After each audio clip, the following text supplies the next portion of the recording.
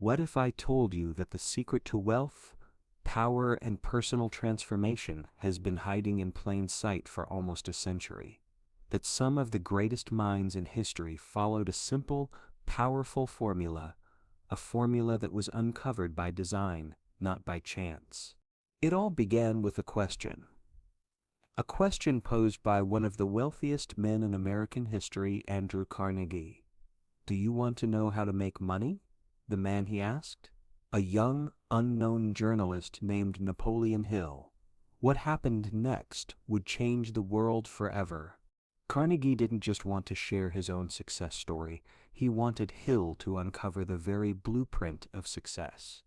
This was no ordinary challenge. For 20 years, Hill interviewed the most influential people of the time, from Henry Ford to Thomas Edison, gathering insights on their beliefs, routines, and philosophies. And what he discovered were 13 principles that could turn anyone from any background into a success story. In 1937, Hill's findings were published in a book that has sold over 100 million copies worldwide. Think and Grow Rich isn't just a self-help book, it's the playbook for achieving your biggest goals, and it's as powerful today as it was then. Welcome to the Narrative Society.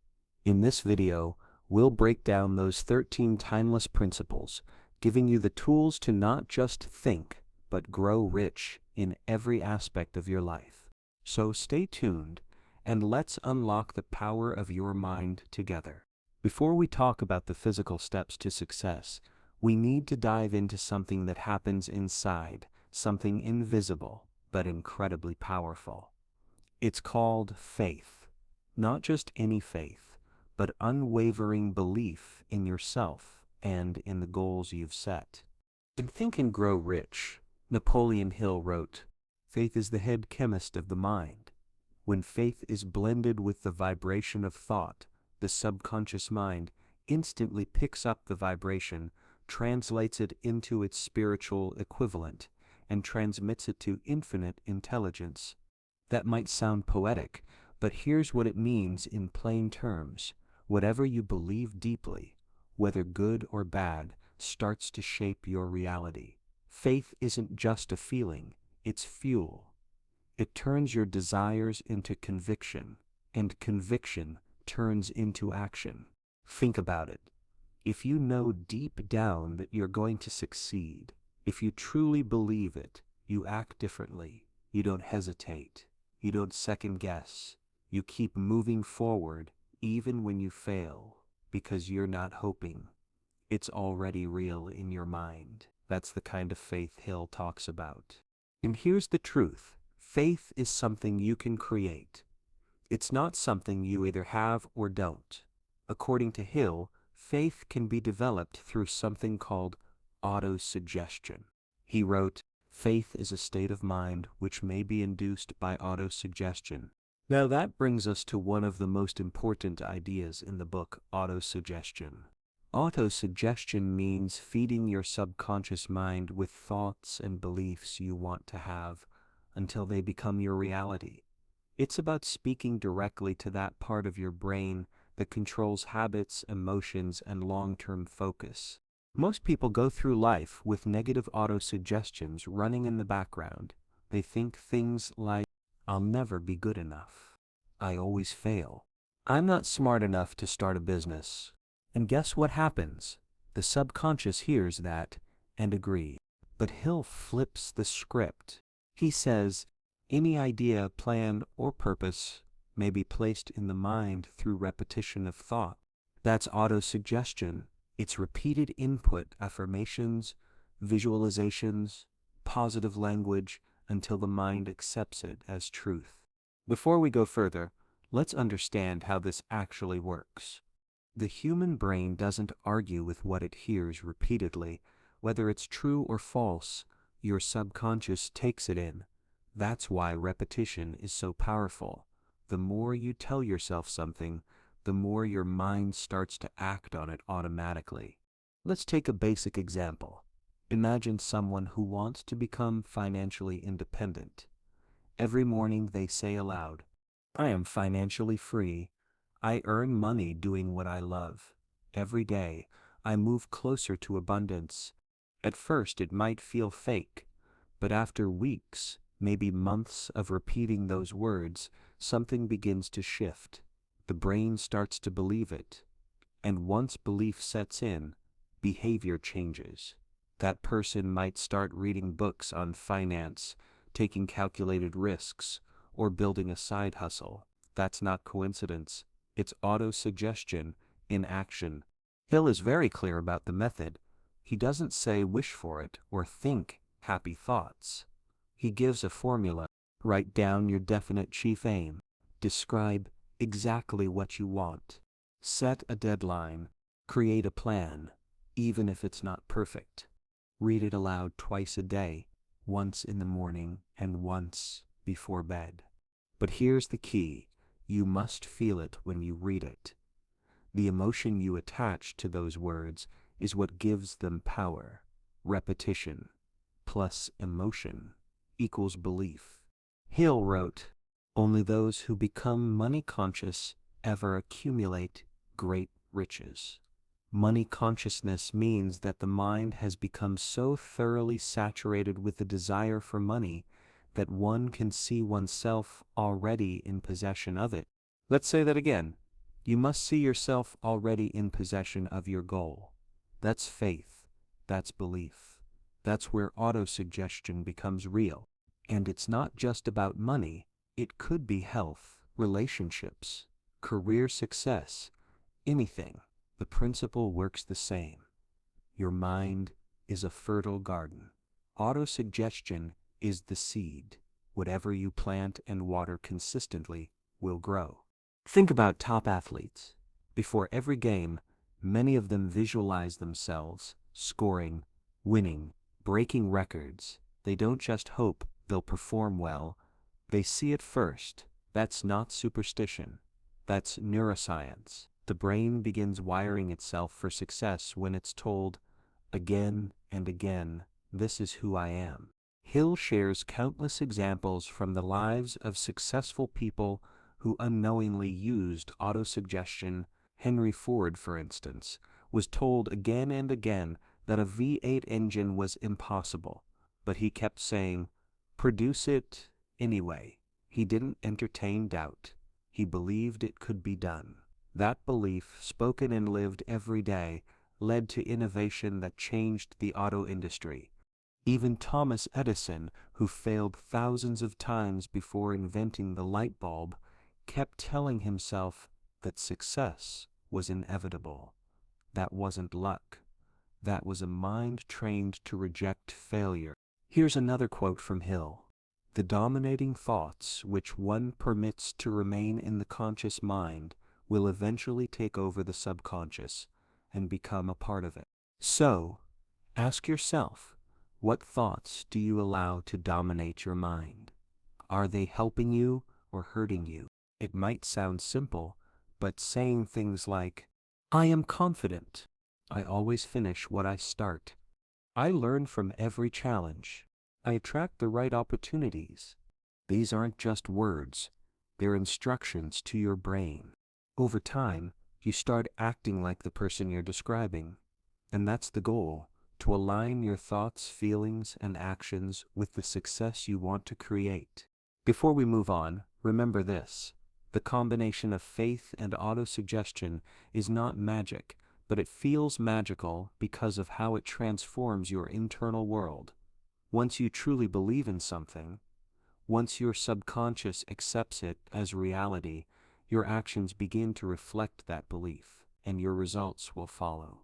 As we talk about action and results, let's look at something most people overlook: knowledge. Not just learning in general, but a specific kind of knowledge. Napoleon Hill calls it specialized knowledge. It's not about knowing everything. It's about knowing the right things that lead to your goal. He wrote, "General knowledge, no matter how great in quantity or variety it may be, is of but little use in the accumulation of money."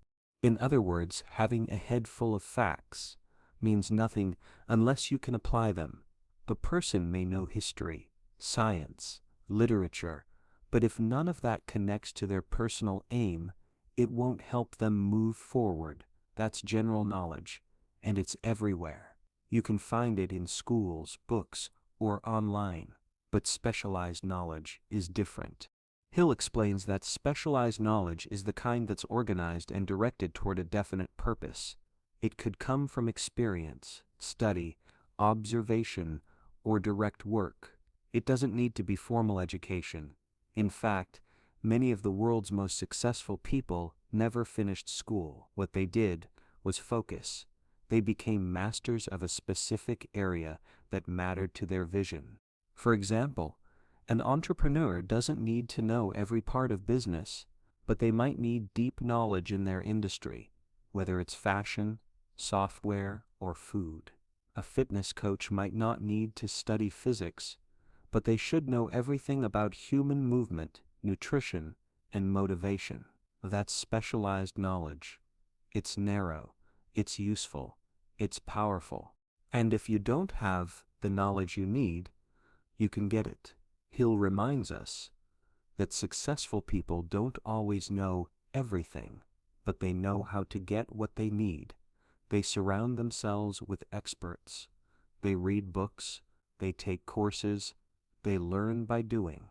Successful people in all callings never stop acquiring specialized knowledge related to their major purpose, business, or profession. So, the path is clear. Identify your goal. Then ask, what do I need to know to reach it? What skills do I need to sharpen? What knowledge gaps must I fill? Then go after it like your life depends on it. Because it kind of does. Now let's go deeper into the mental side of success, something Hill calls the workshop of the mind. This is where imagination comes in, and not in a dreamy, abstract way. Hill treats imagination as a serious tool, a muscle you can train, a creative force that can take thoughts and turn them into plans.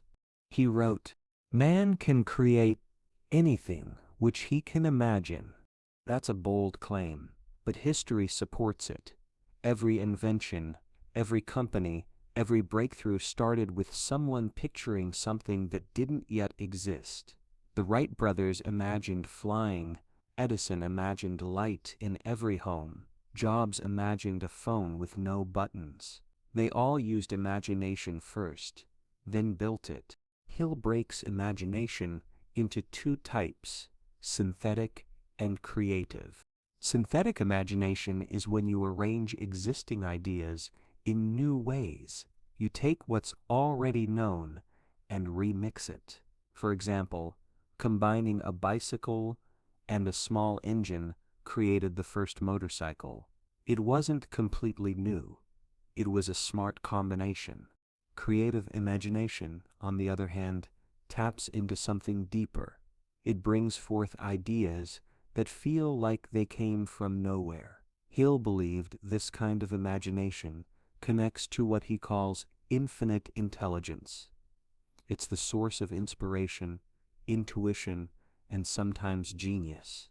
The imagination is literally the workshop wherein are fashioned all plans created by man. That workshop is always open. But to use it, you need to feed it. You need to give it problems to solve, goals to chase, questions to answer. Let's say you want to start a business, but don't know how. Sit with the idea. Think deeply.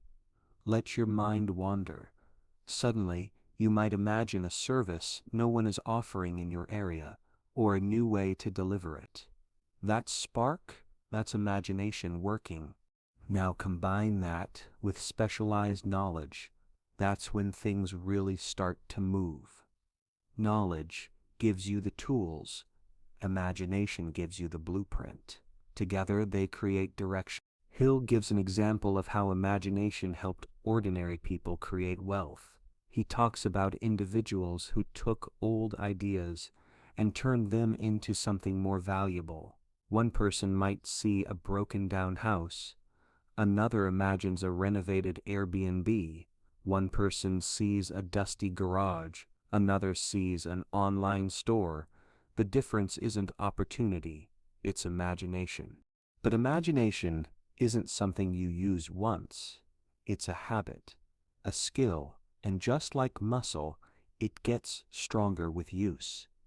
Hill encourages people to schedule time for thinking, not just reacting or consuming, but sitting quietly and asking, what can I do differently? What haven't I tried? What's a better way? In a world full of distractions, imagination needs space and silence and intention. You won't find big ideas in constant noise. You find them when you pause, reflect, and let your mind work on a challenge. Hill also ties imagination back to desire. You need a burning desire first. That's the fuel. Then, imagination takes that desire and says, how can I get this? What's the plan? What's the angle? It starts designing solutions. Ideas are the beginning points of all fortunes. Ideas are products of the imagination. So if you're stuck, it's not about effort alone. It might be about vision. Maybe you haven't imagined a way out yet. Maybe you're waiting for someone to show you, but Hill's message is this: don't wait. Use your mind. Use your workshop. Create your path. That might mean inventing something, or improving something, or simply approaching your job in a new way. Imagination isn't just for artists or inventors. It's for everyone who wants to live with intention and purpose. When knowledge meets imagination, everything changes. You stop following and start leading. You stop copying and start creating. You stop doubting and start building. And it all begins in your mind, in silence, with a question, with a spark, with an image of what could be if you choose to pursue it. Organized planning is where desire becomes visible. It's the bridge between a dream and its reality. Napoleon Hill calls it the crystallization of desire into action. In other words, you can want something all day long, but without a plan, it remains only a wish. Every success story begins with a clear plan. It may not be perfect. It may need to change, but it must exist. Hill emphasizes that plans must be definite and written out. A vague idea is not a plan. Saying, I want to make money, means nothing, but saying, I will earn $10,000 in the next 6 months by doing X, Y, and Z, sets a foundation. Concrete plans do more than direct your actions. They give your mind something to work with. They activate your imagination, your focus, and your discipline. When you know your next steps, you waste less time. You move with purpose. Hill explains that those who succeed rarely wait. As soon as a plan is formed, they act. If the plan fails, they revise it and act again. Waiting for a perfect plan is a trap. Action creates clarity. Mistakes bring feedback. Improvement comes only when you're in motion. He wrote, successful people make decisions quickly and firmly. They change them slowly, if ever. Unsuccessful people, on the other hand, make decisions slowly and change them quickly and often. Planning is not a one-time task. It's ongoing. As life changes, plans must adapt. But the key is to always have a direction, no matter how small. If you want to start a business, don't just dream about it. Plan your first step. Make the call. Write the outline. Register the name. Hill suggests creating a mastermind group, people who can help refine your plan and support its execution. You don't have to know everything, but you must gather knowledge, surround yourself with thinkers, and map your route. Planning becomes easier when you collaborate with others who share your vision. Crucially, planning must lead to action. Hill says that knowledge is only potential power. Real power comes from applied knowledge. That application begins the moment your plan becomes more than words. It becomes movement. No plan is perfect. Most will fail. But persistence in improving and adjusting your plan is what brings ultimate success. Failure is never the enemy. Inaction is. Plans are meant to be tested. If they crumble, rebuild. If they succeed, expand. But do not stay still. Dreams die in delay.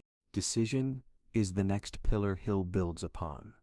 If planning is the map, decision is the first step. Without it, even the best strategies will remain on paper.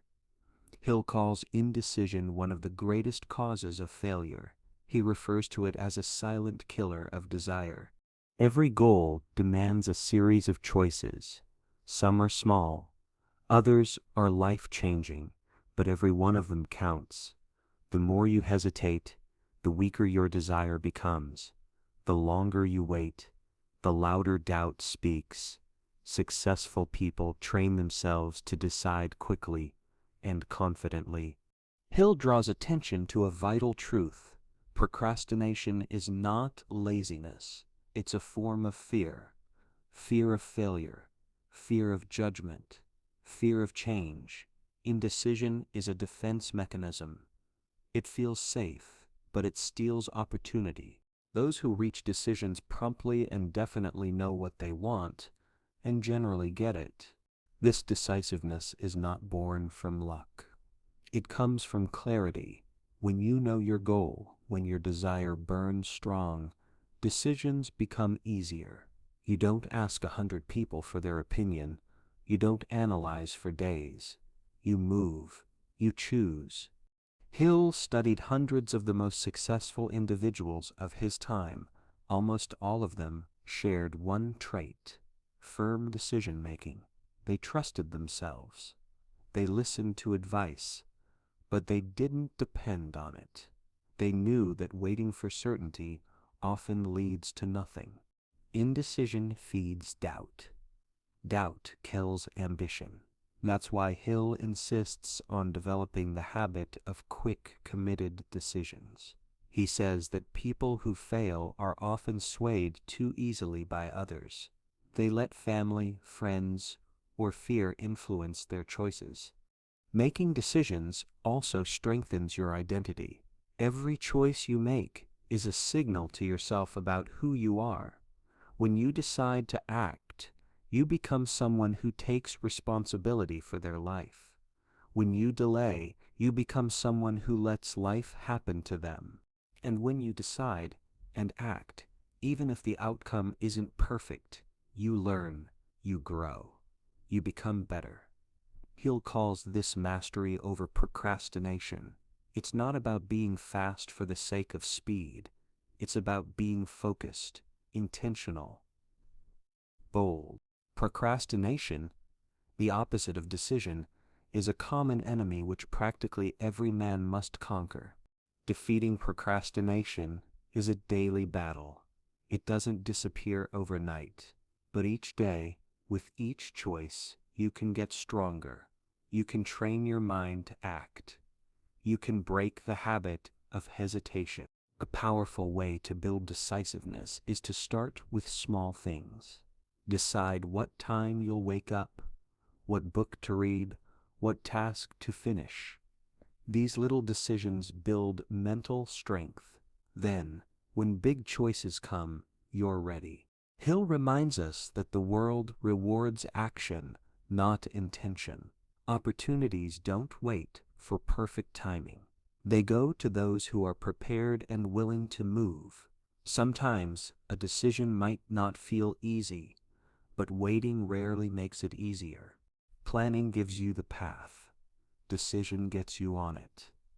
These two steps, when practiced daily, turn ordinary people into extraordinary achievers.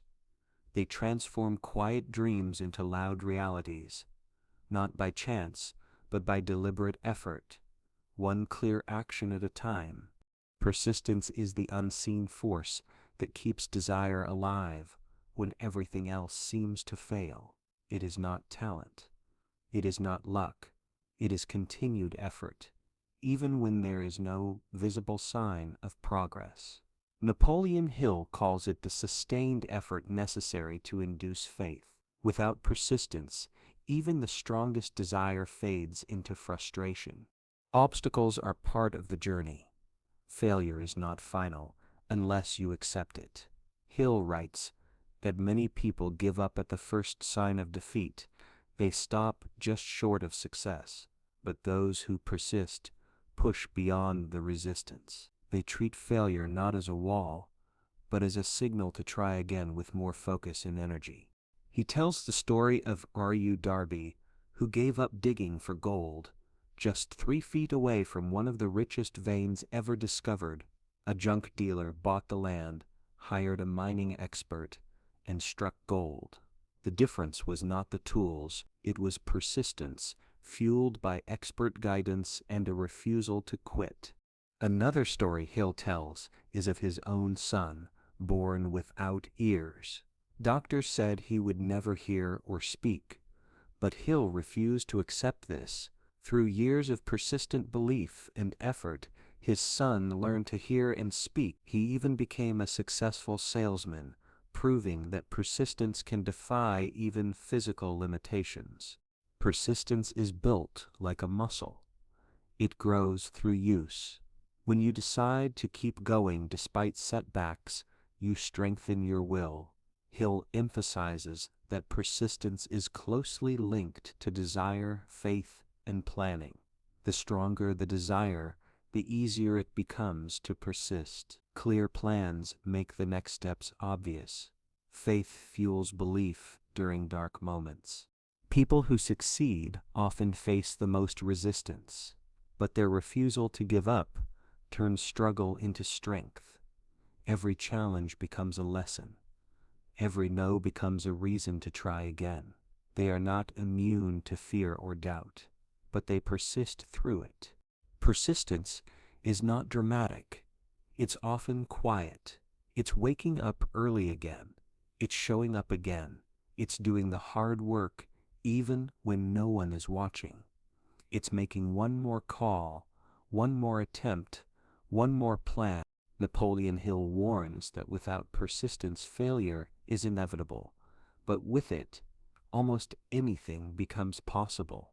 He says that persistence transforms ordinary individuals into giants of achievement.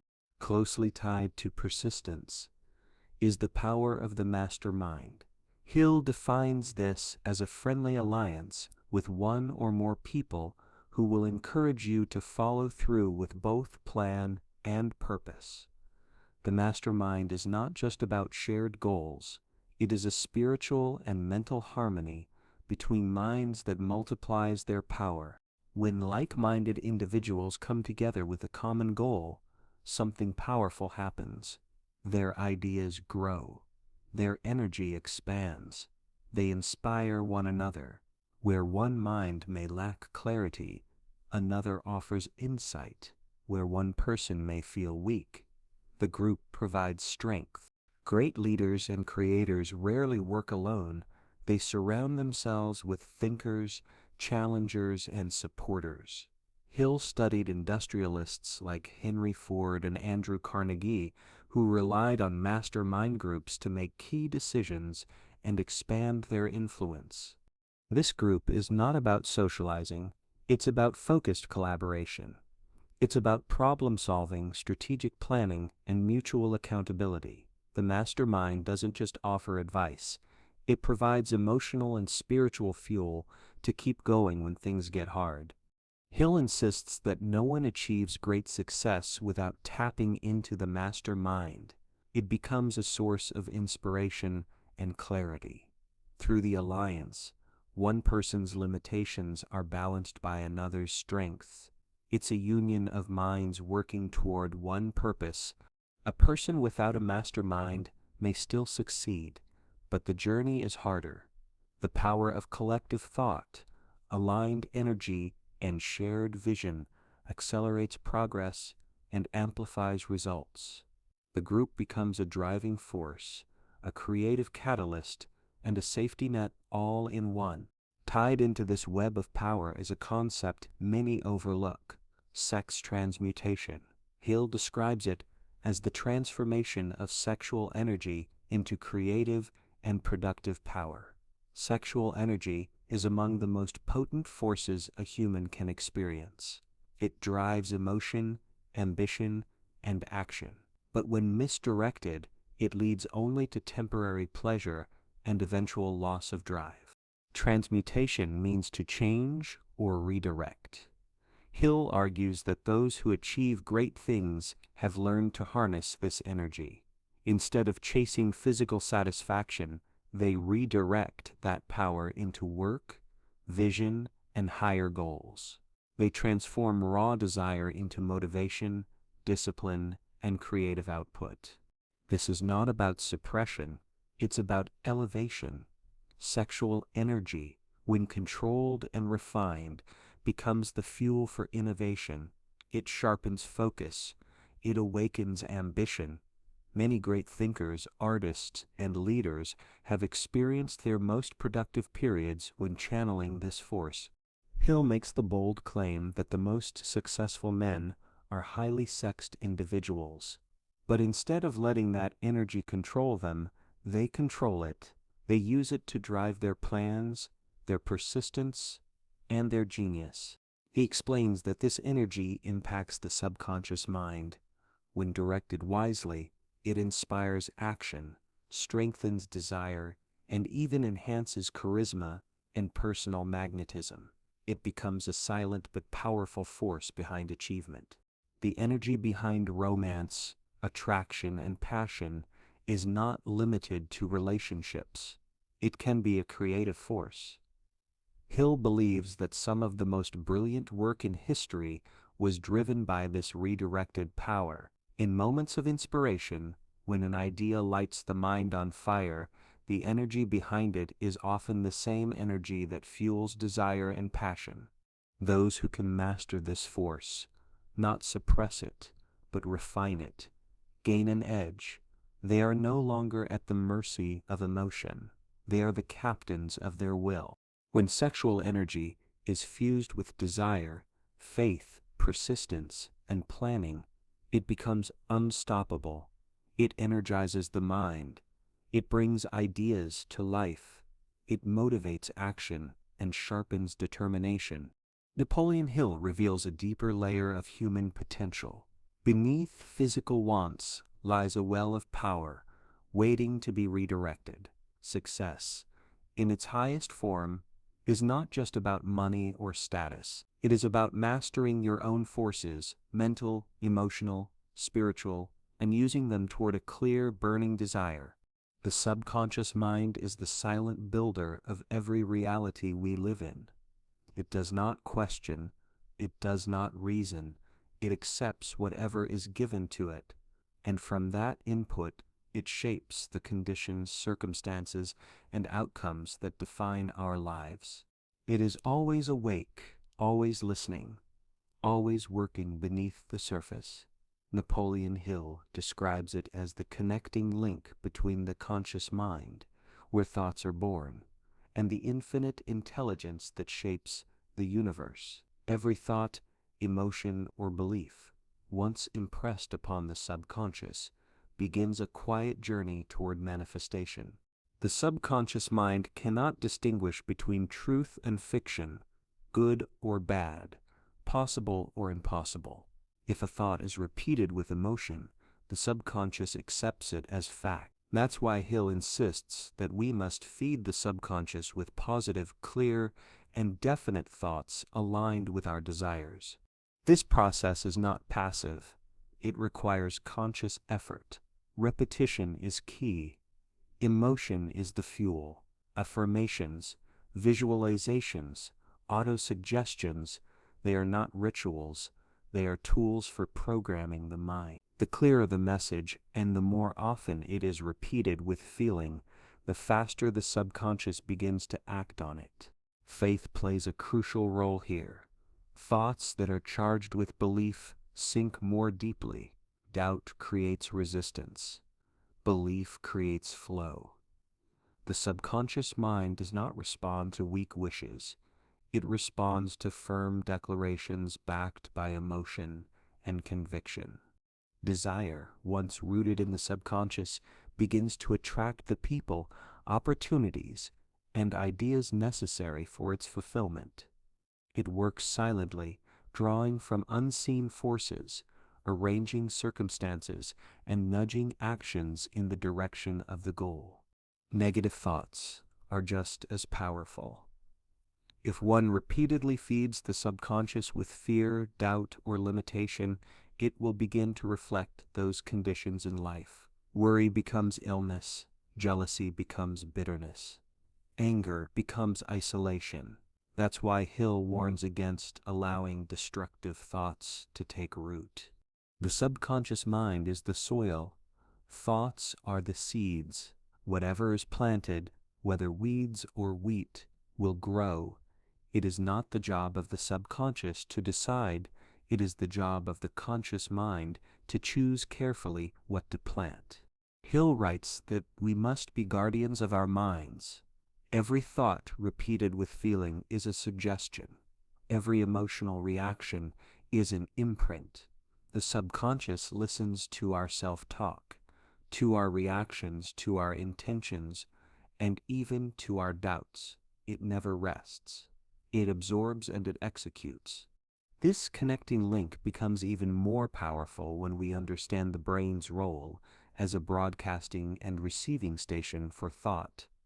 Hill describes the human brain as both a transmitter and a receiver.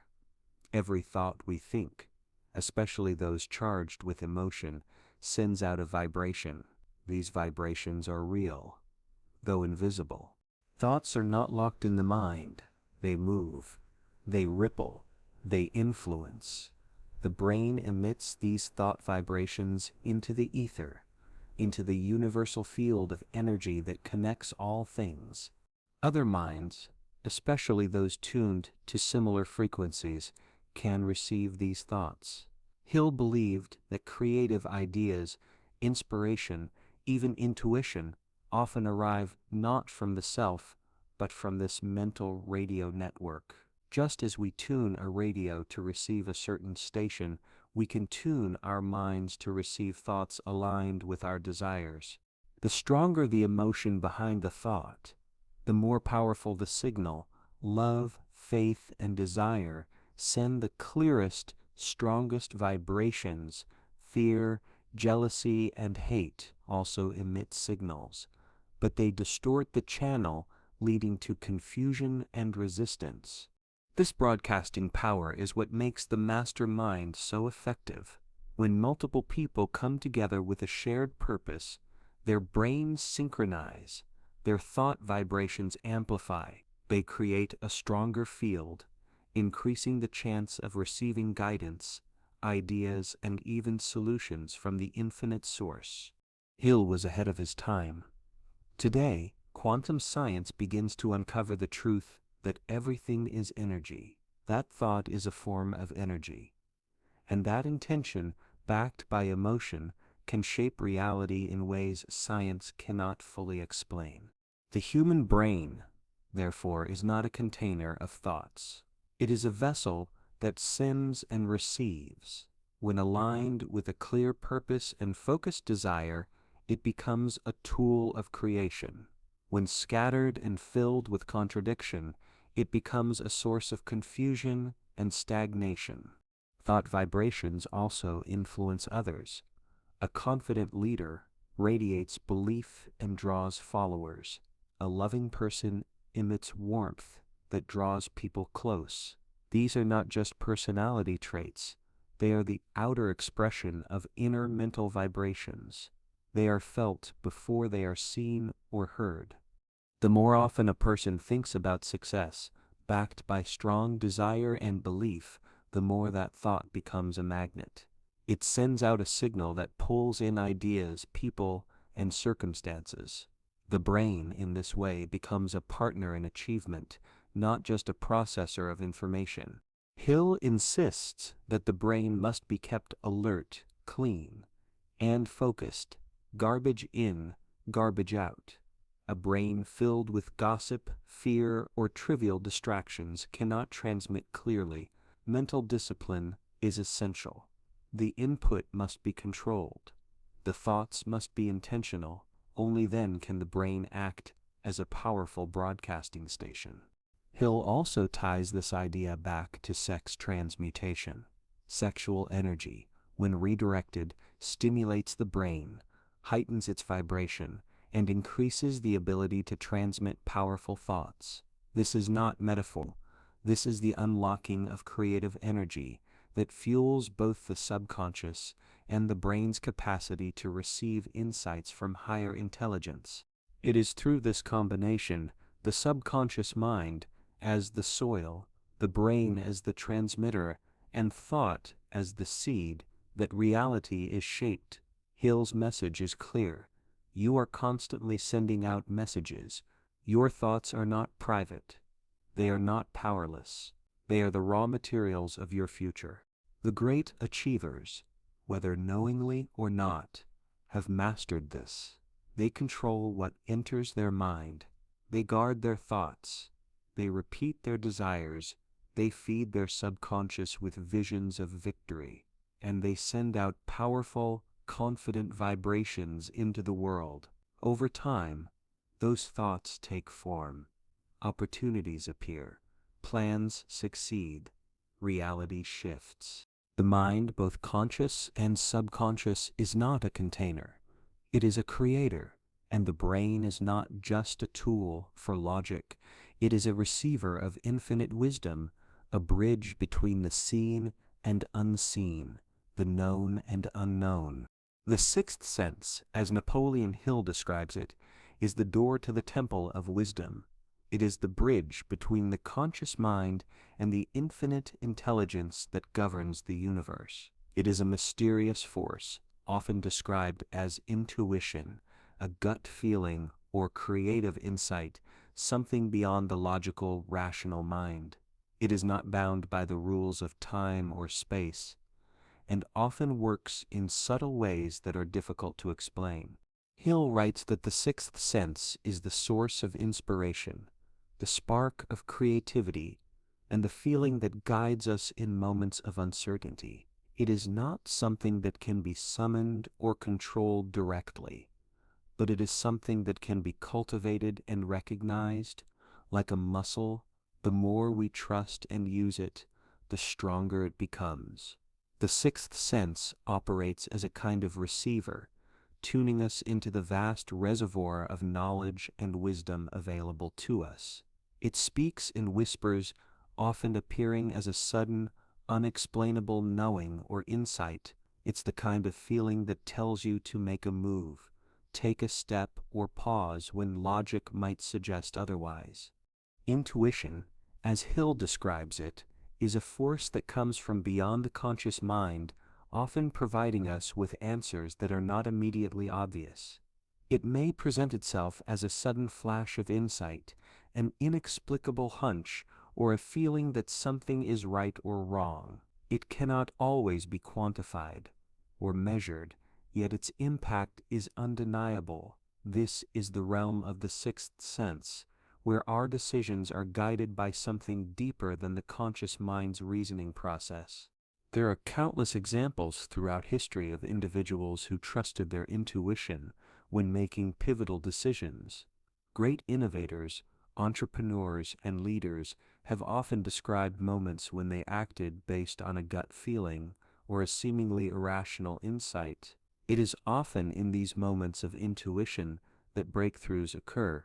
Think of Thomas Edison, who, despite the challenges of his time, trusted his creative instincts to continue working on the electric light bulb. Or consider Steve Jobs, who relied on his intuition to make design decisions for Apple products, which went on to change the tech industry forever.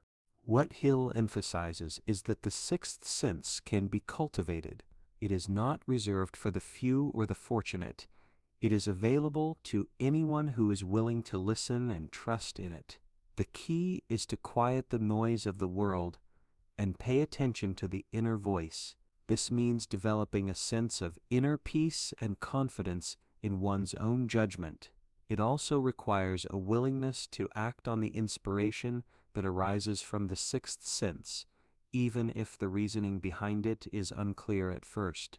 One of the ways to strengthen the connection to the sixth sense is through consistent practice in using the mind's power.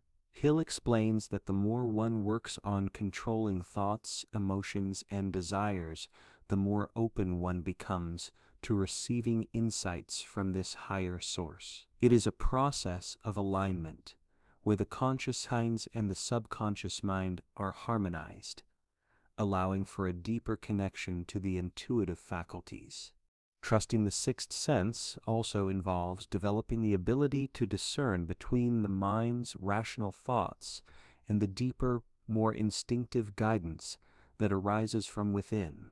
It requires an understanding that not all decisions can be made from a place of logic or reason alone. While rational thought is important, it is the insights from the sixth sense that often provide the clarity and direction needed to make the right decision at the right time.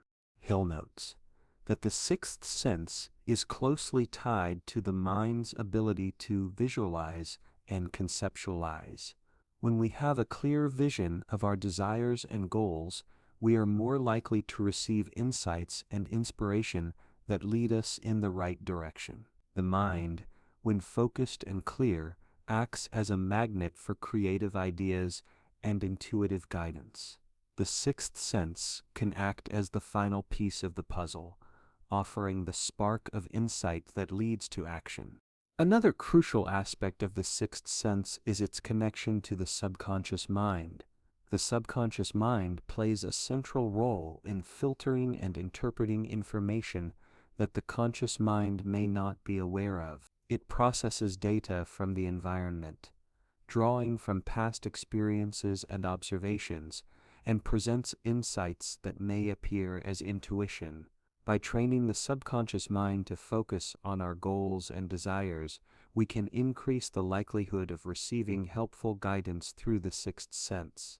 The sixth sense is also linked to the idea of creative insight, which Hill refers to as the mysterious power.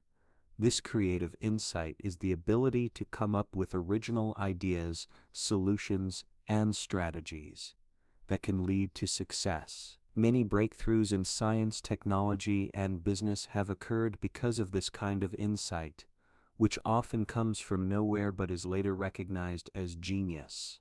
Trusting one's instincts and intuition is also essential in making decisions that are aligned with one's true desires. The conscious mind may be filled with doubts, fears, and conflicting desires, but the sixth sense cuts through all of this noise, providing clarity and direction. When we trust in our inner wisdom, we are more likely to make decisions that move us toward our goals and away from distractions or detours.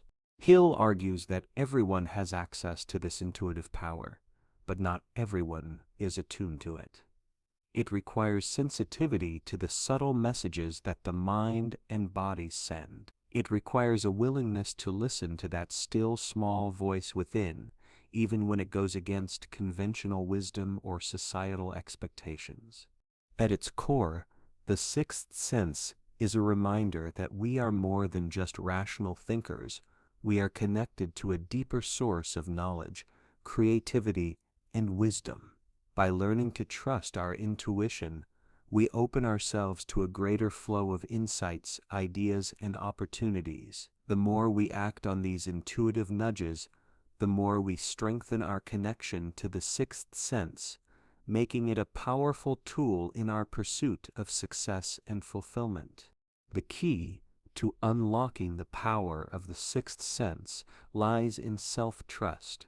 The more we trust ourselves, the more open we become to receiving insights and guidance that can lead us towards success. By listening to our intuition and taking inspired action, we move in alignment with our true desires, creating the life we truly want to live.